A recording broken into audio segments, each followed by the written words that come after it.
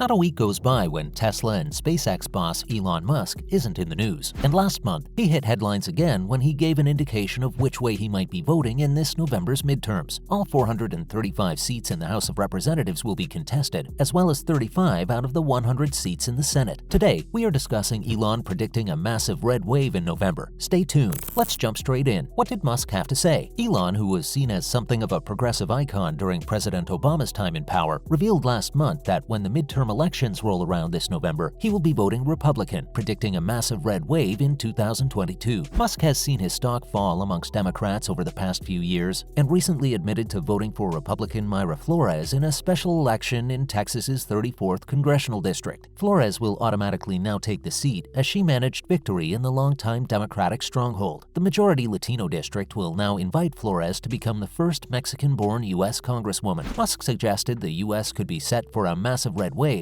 and pointed to Flores' landslide win as evidence. But he's not the only person to suggest such an outcome, with plenty of political commentators claiming the same. Current incumbent Joe Biden faces serious unpopularity, as it has come to light just over 40% of people are happy with his first 18 months in the job. The Democrats have long counted the Latino vote as a safe one, but the demographic has reportedly turned on Biden, and Musk has suggested he will follow suit in 2024, saying he will be backing Florida Governor Ron DeSantis, who gained widespread support after he was criticized by various media outlets following the Don't Say Gay bill fiasco. Musk tweeted that the Democrats have become the party of division and hate. What do you make of this turn of events? Let us know below. Next up, the world engages in a collective eye roll. Republican candidate Jerome Davison out of Arizona has reignited the gun debate just weeks after 19 children were massacred in Uvalde, Texas. He has claimed that he wants to make rifles great again in a nauseating ad campaign, which showed him preparing to massacre Ku Klux Klan-affiliated attackers, suggesting AR-15s were an essential form of defense, even though the group has a very limited presence in the state. Davison, seemingly unaware of how inflammatory the video came across, wants to push back on a ban on assault weapons because, racism. He said, Democrats like to say that no one needs an AR-15 for self-defense, that no one could possibly need all 30 rounds, which is a completely valid point. I mean, why would anyone need an AR-15? Plenty of folk in countries where guns are illegal live their entire lives without ever encountering a gun, which begs the question of why people like Davison would ever need access to an assault weapon. This video, which borders on cringeworthy, shows hooded attackers approaching with pitchforks whilst he appears to pray in his kitchen. He goes on, but when this rifle is the only thing that's standing between your family and a dozen angry Democrats in Klan hoods, you might just need that semi-automatic, before suggesting he might just need all 30 rounds. Absolutely insane. What did you guys make of the video? We can't quite believe someone hasn't advised him against it. We're talking of Musk's long drawn-out Twitter purchase saga now. Stay with us. If recent reports are to be believed, Elon Musk's purchase of Twitter appears to be in serious jeopardy. Shares in the social media company dropped by 4% after it was suggested that Musk and his team had withdrawn from certain discussions surrounding the acquisition. Some in the know have revealed that Musk isn't happy with Twitter's figures on spam accounts, but Twitter bosses have defended their policy, which is odd at best. Musk has long campaigned for fake accounts to be deleted from the platform, and Twitter, who have claimed that less than 5% of active users are spam accounts, run the risk of losing the $44 billion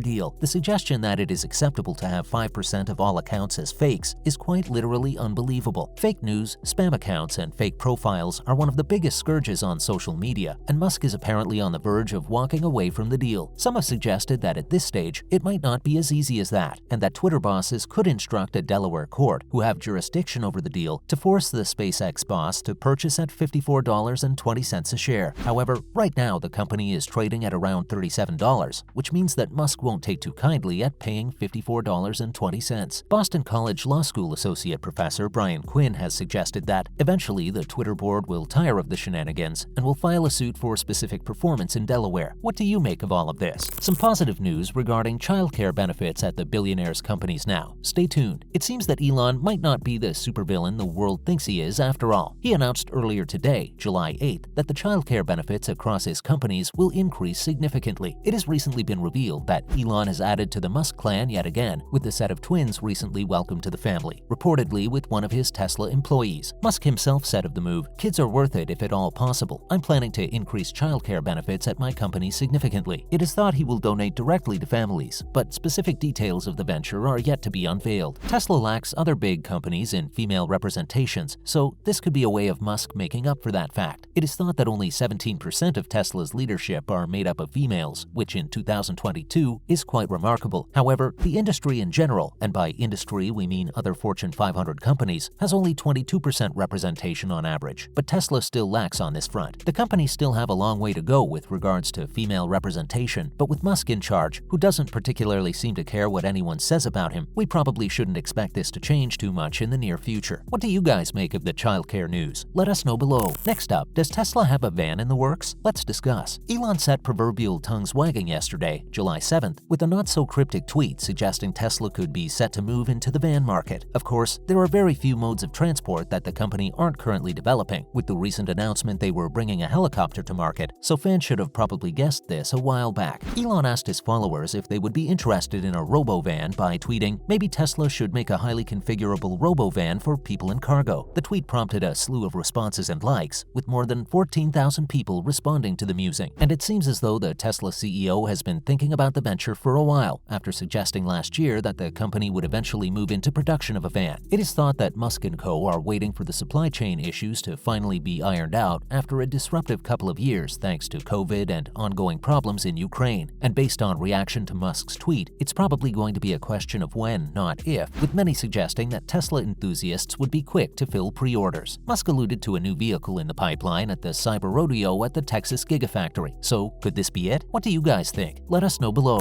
And finally, not such good news for Musk's new plants. Stay tuned to hear all about it. Tesla's new factories seem to be going through a bit of a rough patch, unfortunately for the world's richest man. Musk said late last month that the new plants in Germany and the US have been impacted by continual disruptions to the supply chain in China. He even went as far as to label the new factories gigantic money furnaces, suggesting that the new factories are not yet financially productive. Our collective hearts bleed for you, Elon. Tesla's factory in Shanghai has been subject to local lockdowns over the past year or so, but given the fact that a lot of components used in both the German and US plants originate in China, both those new factories have also been impacted. Musk said the problem could mean job cuts in the near future, saying, "Both Berlin and Austin factories are gigantic money furnaces right now. It's really like a giant roaring sound, which is the sound of money on fire." The billionaire went on to complain that there was a ton of expense and hardly any output right now. What do you guys make of Musk's problems? As usual, thanks for stopping by today, and remember to join us again next time for some more fun and games. And if you feel like doing us a solid, why not share today's video with any Musk heads you might have lurking on those socials? Bye guys!